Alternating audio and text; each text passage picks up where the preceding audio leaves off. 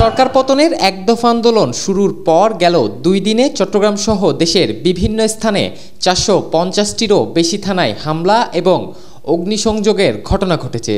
প্রতিটি পুলিশ সদস্যের জীবনের নিরাপত্তা নিশ্চিত না হওয়া পর্যন্ত কর্মবিরতি ঘোষণা করার পর থেকেই পুলিশ শূন্য হয়ে পড়ে সকল থানা। তবে এখনও অক্ষত অবস্থায় আছে চট্টগ্রাম নগরের পাঁচলাইশ সহ বেশ কিছু থানা।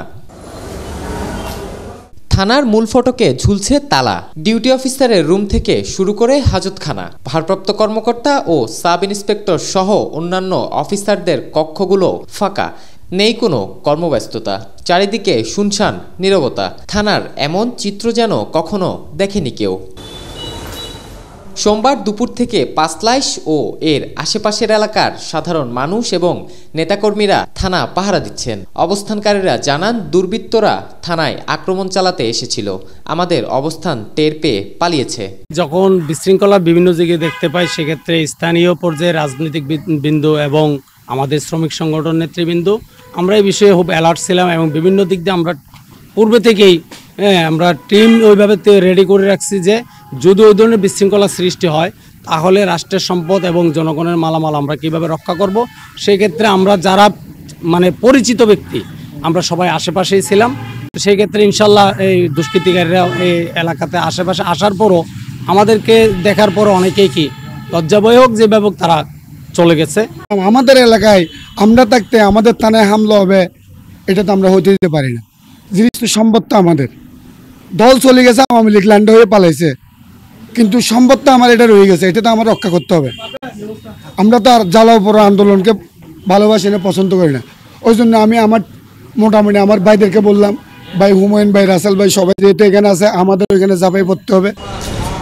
চট্টগ্রাম মহানগর বিএনপির নেতারা বলেন, সরকারি স্থাপনা রক্ষায় যে কোনো নাশকতা ঠেকাতে প্রস্তুত আছেন তারা। রোজ সোমবারে মক্কা মদিনা আপনার ওদিন স্বাধীন হয়েছিল, আর এই দেশও স্বাধীন হয়েছিল সোমবারে, নতুন স্বাধীন 2024 সালের নতুনভাবে আমরা স্বাধীন করেছি সোমবারে। সোমবার 3টা থেকেই আমরা এখানে এই পাঁচলাইশ থানার মধ্যে আমরা অবস্থান আছি। আমরা সবাই মিলে এখানে পালা বদল করে করে আমরা নেতৃত্ব দিচ্ছি, এখানে আসছি, পাহারা দিচ্ছি এখানে সবাই মিলে। আমরা ঘুম নাই, আমাদের আপনার খাওয়া দাওয়া ঠিক মতো নেই, আমরা এখানে আসি।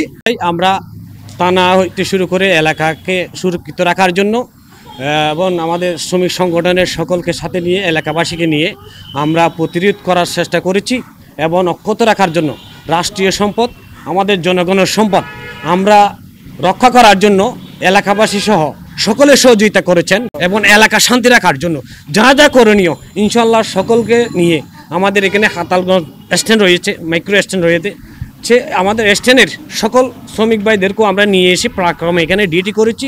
যেমন আমাদের সম্পদ আমরাই যেমন রক্ষা করতে পারি, দেশ আমাদেরই করতে হবে, এই দেশ যেহেতু আমাদেরই করতে হবে সকলকে নিয়ে সাজানোর জন্য, রাষ্ট্রীয় সম্পদ নষ্ট না করতে পারে আমরা প্রতিহত করেছি। আওয়ামী লীগ সন্ত্রাসীদেরকে এখান থেকে আসতে দিই নাই। চট্টগ্রাম নগরীর পাঁচলাইশ থানার সার্বিক চিত্র এটি। পুলিশ শূন্য হয়ে পড়েছে থানাগুলো। কর্মবিরতি ঘোষণা করার পর থেকে চট্টগ্রাম সহ পুরো বাংলাদেশের প্রায় প্রতিটি থানায় পুলিশ শূন্য হয়ে পড়ে। এমন পরিস্থিতি কাটিয়ে থানাগুলো আবার স্বাভাবিক পর্যায়ে ফিরে আসবে, এমনটাই প্রত্যাশা করছেন সাধারণ জনগণ। Khan Mohammad Abdullah, media express, Chittagong.